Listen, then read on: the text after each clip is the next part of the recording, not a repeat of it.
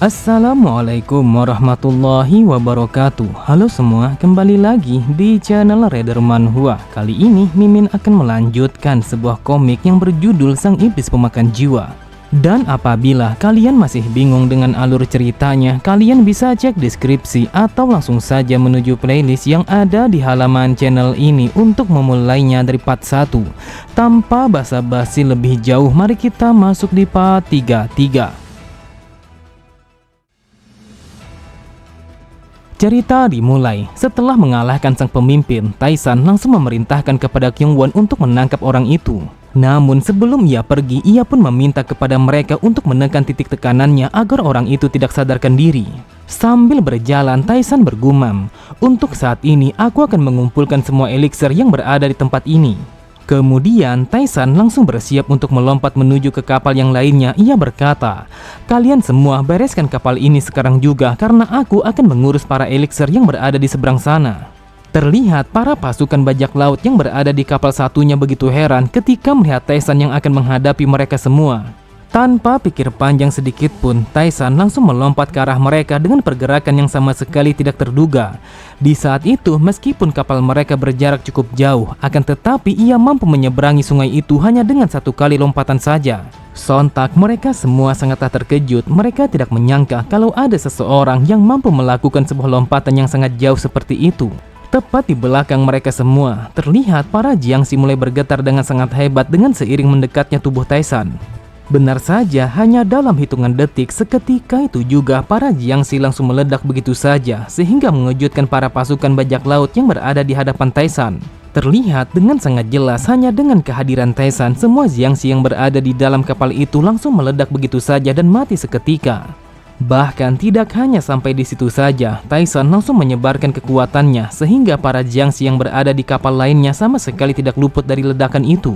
Dengan wajah yang memucat, mereka bertanya-tanya bagaimana mungkin para Jiangxi yang sangat mengerikan langsung hancur begitu saja, meskipun ia sama sekali tidak menyentuhnya. Mereka bergumam, siapa sebenarnya orang ini? Entah mengapa hanya dengan kehadirannya saja tidak ada satu orang pun dari para Jiangxi yang mampu menghindari kehancuran itu. Kemudian Taisan langsung mengangkat salah satu dari tangannya yang mengisyaratkan kalau dia akan melakukan sesuatu. Menyadari akan hal itu, tanpa pikir panjang, mereka semua langsung berlutut di hadapan Taisan karena mereka menyadari kalau mereka sama sekali tidak akan sanggup untuk mengalahkannya meskipun mereka menyerangnya secara bersamaan. Lalu Taisan langsung mengibaskan tangannya ke arah samping untuk memberikan sebuah pembatasan kepada mereka. Sontak mereka semua sangat terkejut ketika merasakan kalau pantat mereka mulai bergejolak dengan begitu ganas. Sambil tertawa tipis, Taisan berkata, "Ini adalah teknik pembatasan yang sangat mengerikan. Jadi apabila kalian pergi melarikan diri, maka kalian semua akan meledak seperti mereka. Dengarkan aku baik-baik, jika kalian tidak ingin mati dengan cara yang seperti mereka, maka mulai dari sekarang kalian semua harus menjawabnya dengan jujur setiap pertanyaan yang ditanyakan kepada kalian." Setelah mengatakan itu, Taisan langsung memerintahkan kepada mereka untuk terjun ke dalam sungai dan juga berkumpul di tepian yang sudah dijaga oleh Kyungwon.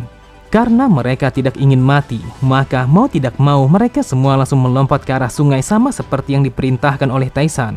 Terlihat Taisan langsung tersenyum karena ia merasakan kalau ini adalah sebuah elixir yang sangat ia butuhkan untuk memulihkan kekuatannya. Tanpa pikir panjang, ia pun langsung memanen semua elixir yang berterbangan di udara.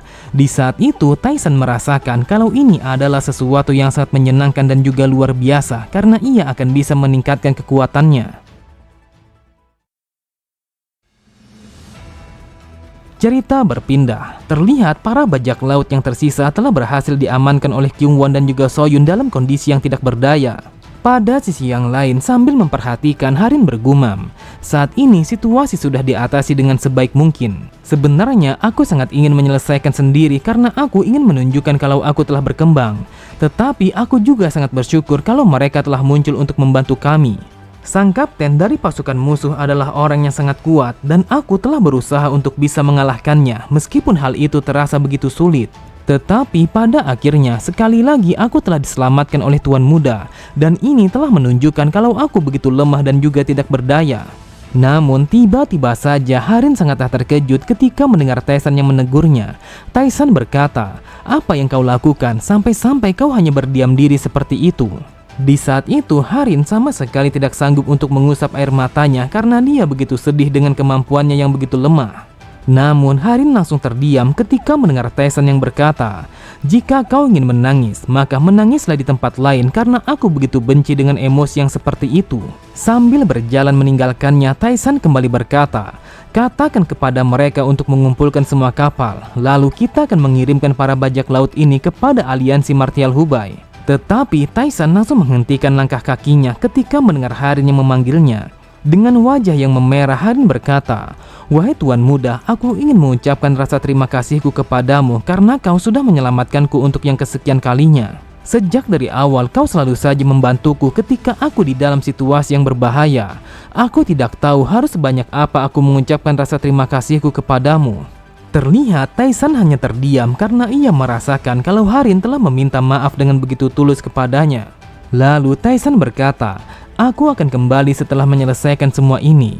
Jadi apakah kau ingin menunggu dan ikut bersamaku di malam ini?"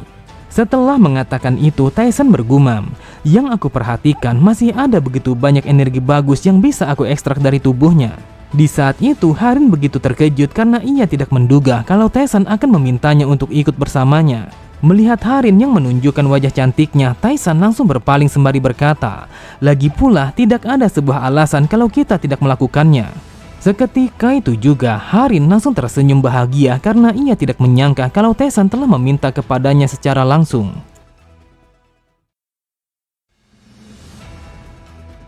Pada sisi yang lain, sambil memperhatikan Tyson, Pak Tua bergumam, "Yang aku perhatikan, pemuda itu telah berada di level yang sangat berbeda. Hanya dengan kehadirannya saja, ia mampu mengalahkan para Jiangxi meskipun tanpa harus menyentuhnya. Aku bertanya-tanya apakah dia memiliki sebuah sifat hukum yang berlawanan." Saat ini ada begitu banyak orang-orang yang menargetkan aliansi Martial Hubai. Aku berpikir kalau dia adalah sebuah aset yang sangat besar sebagai seorang seniman bela diri. Jadi apapun yang terjadi, aku harus membawanya dan menjadikannya sebagai pasukan kami. Namun apakah wanita itu adalah tunangannya? Karena yang aku perhatikan, dia selalu saja merasa senang apabila bersama pemuda itu. Tetapi sejak pertama kali aku melihatnya, wanita itu sangatlah luar biasa karena dia begitu berani membawa para warrior untuk melawan pasukan Jiangxi. Jadi aku berpikir kalau mendekatinya mungkin saja adalah sebuah cara yang terbaik. Sebenarnya wanita itu sangat cocok dengan Muryang yang berasal dari keluarga Baekri. Jika semuanya telah berjalan dengan lancar, maka bisa dipastikan kalau kami akan bisa membawa keduanya. Namun tiba-tiba saja Tyson langsung memalingkan pandangannya kepada Pak Tua itu dengan tatapan mata yang sangat tajam. Sontak Pak Tua itu sangatlah terkejut, wajahnya berkeringat dingin ketika tatapan mereka telah bertemu satu sama lain. Bahkan tidak hanya sampai di situ saja, Tyson telah menatapnya dengan tatapan mata yang dipenuhi oleh niat membunuh yang begitu tajam sampai-sampai Pak Tua itu merasakan kalau nyawanya telah berada di ujung tanduk. Seketika itu juga ia pun langsung menundukkan kepalanya karena ia merasakan kalau dia begitu sulit untuk bernafas dengan benar. Bahkan tanpa ia sadari, ia pun langsung berlutut kepada Tyson yang seakan-akan kalau tubuhnya menyadari kalau itu adalah situasi yang sangat berbahaya. Dengan nafas yang tersengal-sengal ia bergumam, "Apa yang baru saja kurasakan? Aku bahkan tidak sanggup untuk menahan sebuah tekanan yang ia berikan kepadaku. Aku adalah Jiang Cheon yang merupakan saudaranya sang penguasa aliansi Martial Hubai, dan juga aku adalah sang pemimpin dari klan Baekri. Tetapi bagaimana mungkin aku telah kalah dari seorang bocah sepertinya?" Pada sisi yang lain, sambil berjalan meninggalkannya, Tyson bergumam, "Apakah dia pikir kalau aku tidak tahu kemana mata serakah itu memandang? Asal kau tahu, entah itu di masa lalu ataupun di saat ini, segala sesuatu yang berada di sekitarku, maka hal itu adalah milikku." Pada sisi yang lain, terlihat sang kapten dari pasukan Jiangxi sama sekali tidak bisa berbuat apa-apa. Hal itu disebabkan karena tangannya yang telah terpotong setelah terkena serangan Tyson. Sambil memperhatikan, Hua Yun berkata, "Aku sangat bersyukur kalau dia tidak meledakkan energi kehidupannya. Tetapi tetap saja kalau Tuan Muda telah menghajarnya tanpa ampun." Sebenarnya aku langsung bergegas menuju ke tempat ini setelah mendapatkan sebuah kabar kalau Tuan Muda telah bertarung melawan para Jiangxi. Namun mereka berdua langsung melemparkan pandangan mereka ke arah lain ketika melihat Tyson yang berjalan menuju ke arah mereka. Di saat itu dengan santainya, Tyson dan juga Harin langsung berjalan menuju ke arah mereka karena ia ingin melihat secara langsung sang kapten dari pasukan musuh. Tanpa pikir panjang, mereka semua langsung memberikan salam penghormatan kepada Taisan. Lalu Taisan langsung meminta kepada mereka untuk membangunkan orang itu karena ia ingin berbicara kepadanya secara langsung. Mendapatkan perintah itu, Wang Di langsung mencabut sebuah jarum yang tertancap tepat di lehernya. Seketika itu juga, orang itu langsung berteriak dengan sangat keras karena ia masih merasakan rasa sakit yang sangatlah luar biasa pada kedua tangannya. Tepat di sampingnya sambil tertawa, Hua Yun berkata, "Lihatlah bajingan itu, entah mengapa dia begitu kesakitan setelah kau mencabut jarum itu. Aku rasa kalau aku jauh lebih baik di dalam pengobatan akupuntur." Seketika itu juga mereka berdua langsung berteriak satu sama lain untuk menunjukkan kalau mereka adalah seorang tabib yang terbaik pada dataran Murim. Namun Taisan sama sekali tidak menghiraukan keributan mereka karena ia sangat tertarik kepada orang itu. Terlihat orang itu begitu bingung ketika mendengar Taisan yang menanyakan apakah dia mengetahui di mana mereka menyembunyikan elixir yang lainnya. Melihat orang itu yang sama sekali tidak bisa memahami dengan apa yang ia katakan, Taisan langsung bersiap untuk meletakkan salah satu dari tangannya tepat di atas kepala orang itu. Taisan berkata, "Karena kau begitu lambat, maka aku akan mencari dengan sendirinya." Seketika itu juga, orang itu langsung berteriak kesakitan setelah merasakan rasa sakit yang sangatlah luar biasa yang seakan-akan kalau nyawanya telah ditarik dengan paksa. Terlihat mereka semua hanya terdiam karena mereka menyadari kalau itu adalah rasa sakit yang sama sekali tidak bisa mereka bayangkan. Dan itu adalah rasa sakit yang tidak ingin mereka rasakan untuk yang kedua kalinya. Pada sisi yang lain, Harin sangatlah terkejut. Ia bertanya-tanya apa yang dilakukan oleh Taisan kepada orang itu sampai-sampai ia berteriak dengan sangat keras. Namun tidak membutuhkan waktu yang lama, akhirnya orang itu langsung terhempas ke atas tanah dalam kondisi yang sudah tidak sadarkan diri. Kemudian sambil berjalan meninggalkannya, Taisan berkata, "Saat ini aku sudah tahu di mana mereka menyimpannya. Jadi kita akan pergi sekarang juga untuk mendapatkan elixir yang lainnya." Oke semua, cukup sampai di sini dulu pembahasan alur cerita kita. Sampai jumpa di video selanjutnya. Wassalamualaikum warahmatullahi wabarakatuh.